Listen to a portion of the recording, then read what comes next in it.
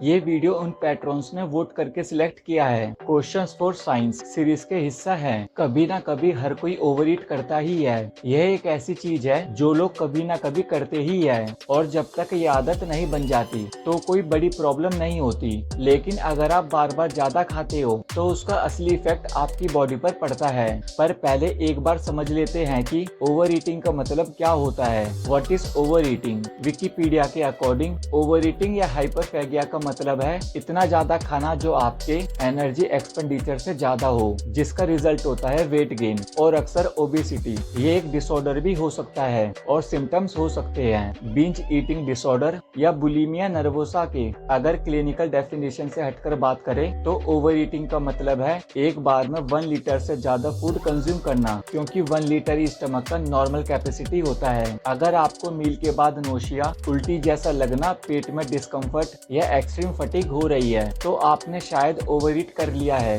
Body में क्या होता है जब आप ओवर ईट करते हो? सबसे पहले जब आपका स्टमक ज्यादा स्ट्रेच होता है तो वेगस नर्व एक्टिवेट हो जाती है। ये नर्व दिमाग से स्टमक तक जाती है। पेट का स्ट्रेच होना एक सिग्नल भेजता है ब्रेन को कि अब और जगह नहीं बची। तब ब्रेन एक ऐसा पेनफुल स्ट्रेचिंग सेंसेशन क्रिएट करता है जिससे आप और खाना बंद करो। लोग कैसे अनजाने में ओवर ईट कर लेते हैं? जब आप बहुत तेज खाते हो तो आपका ब्रेन और पेट के बीच का सिग्नल मैकेनिज्म बाईपास हो जाता है। मतलब आप स्टमक भर लेते हो उसके एक्सपेंड होने से पहले ही, और दिमाग तक सिग्नल लेट आता है कि आप फुल हो गए हो। इस वजह से आप ज्यादा खा लेते हो। स्टमक की कैपेसिटी और फूड बेबी। नॉर्मली स्टमक सिर्फ 1 लीटर फूड होल्ड करता है, लेकिन ये स्ट्रेच होके 2 to 3 लीटर्स तक जा सकता है। इतना ज्यादा वॉल्यूम होने के बाद ये आपके ऑर्गन्स को प्रेशर देता है जो ऑलरेडी एक दूसरे के साथ सार्डिन्स की तरह पैक्ड होते हैं। इसलिए आपको लगता है फूड बेबी हो गया है। स्टमक डायफ्राम को भी पुश करता है जिससे लंग्स प्रॉपर्ली एक्सपेंड नहीं कर पाते और आपको शैलो ब्रीदिंग होने लगती है। जब पेट भरा होता है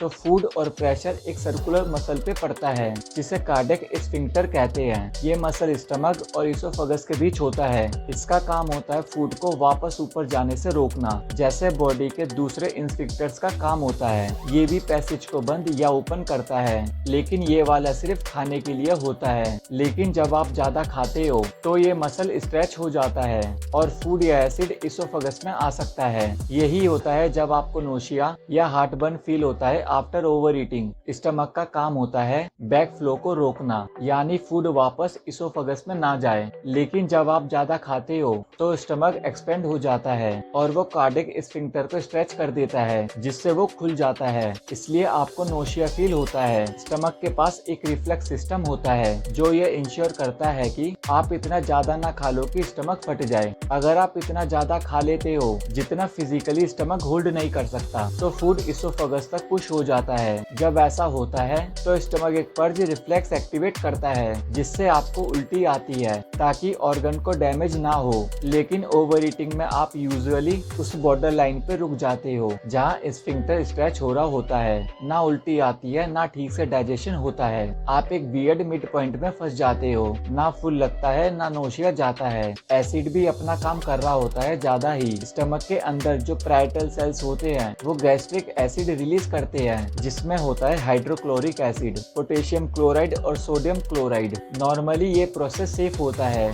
एसिड रिलीज होता है, फूड डाइजेस्ट होता है और फिर स्मॉल इंटेस्टाइन में चला जाता है। लेकिन अगर आपका स्टमक 2 to 3x ज्यादा भर गया है तो बॉडी को एक्स्ट्रा गैस्ट्रिक एसिड बनाना पड़ता है डाइजेशन के लिए। अब आपका कार्डियक स्फिंक्टर थोड़ा ओपन है तो वो एसिड इसोफेगस तक जाता है और वही होता है हार्ट बर्न। अगर आपका मील फैट रिच था जैसे चिकन विंग्स या चीज बर्गर तो डाइजेशन और स्लो हो जाता है क्योंकि फैट सबसे ज्यादा टाइम लेता है ब्रेक होने में और ये सब काम करने के लिए बॉडी को एनर्जी चाहिए। जब ज्यादा फूड डाइजेस्ट हो रहा होता है तो वो इंटेस्टाइन तक जाता है। ज्यादा फूड ज्यादा वेट, ज्यादा काम इंटेस्टाइन्स के लिए। बॉडी का हार्ट रेट बढ़ता है ताकि और ब्लड इंटेस्टाइन्स तक भेजा जा सके जिससे वो फूड को कंप्रेस करके कोलन तक ले जा सके। जब फूड इंटेस्टाइन्स में होता है तो pancreas extra digestive enzymes release करता है। एमिलेस कार्ब्स के लिए, प्रोटीएस प्रोटीन्स के लिए और लिपेस फैट्स के लिए। ये सब प्रोसेस मसल्स से ब्लड डाइवर्ट करता है और बॉडी काफी एनर्जी स्पेंड करती है। इसलिए आपको लगता है यार बस अब तो नींद ही आएगी। गुड न्यूज, स्टमक वापस नॉर्मल नॉर्मल साइज पे आ जाता है। जब फूड स्टमक से निकल जाता है